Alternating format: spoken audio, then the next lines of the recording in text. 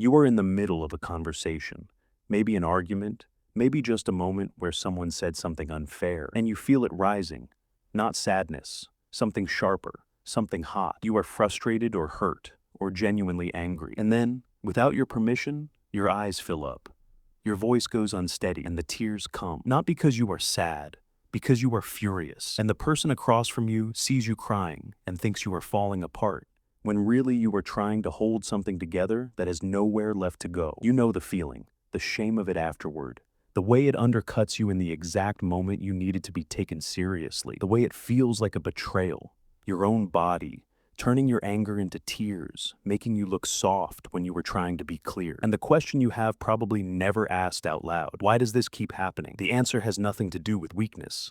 I came across this recently, and it completely reframed something I had felt ashamed of for years, and everything to do with what happened to your anger a very long time ago. Your nervous system learned, early and thoroughly, that anger was not safe. Not your anger specifically, just anger in general.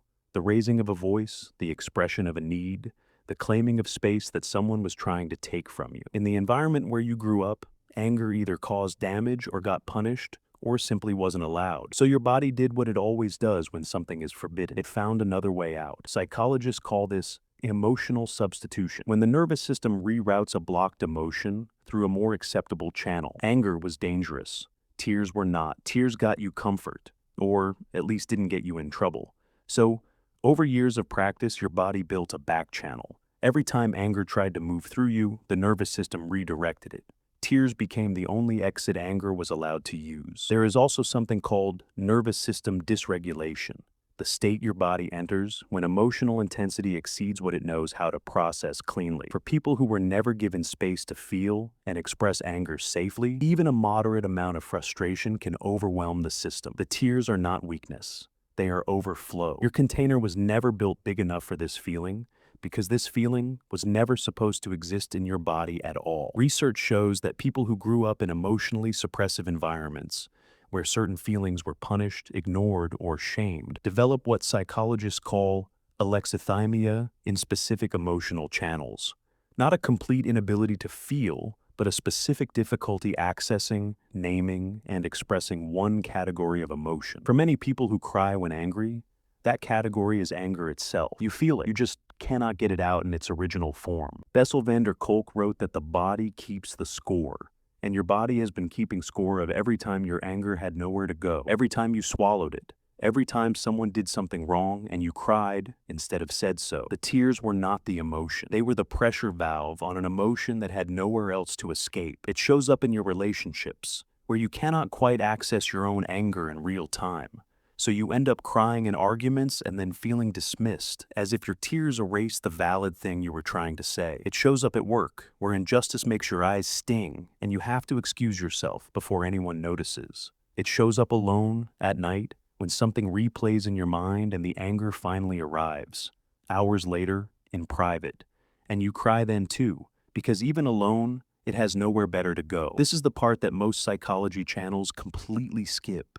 You might find that you apologize immediately after crying in conflict, not because you were wrong, but because the tears embarrassed you into retreat. You might find that you can feel clearly that something is unfair, and still be unable to say so in the moment without your voice breaking. You might find that your anger comes out sideways, in withdrawal, in silence, in a sharpness that surprises even you, because direct anger never felt like something you were allowed to have. You might find that you are far more comfortable with other people's anger than your own. You can hold space for someone else's fury. Your own terrifies you.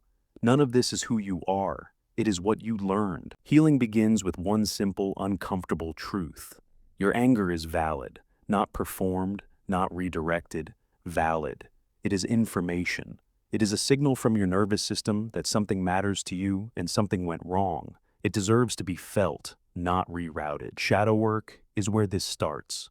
Writing down what you are actually angry about. Not what made you sad, what made you angry. Naming it on paper first, before you have to name it out loud. Your body needs practice accessing this feeling in a low-stakes environment before it can trust that the feeling is safe in a high-stakes one. Nervous system regulation.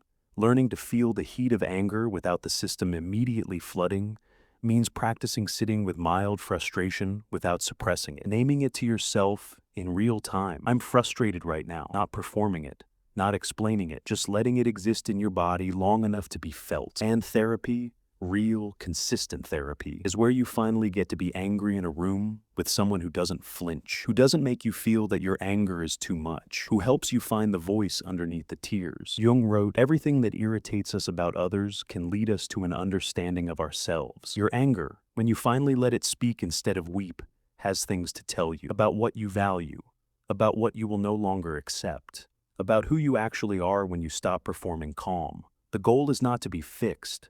It is to become whole. You are not someone who falls apart when things get hard. You are someone whose anger never had a door, and whose body built the only exit it could find. That door is being built now. Wider, safer, more yours. More of that work is coming, and it is made exactly for you.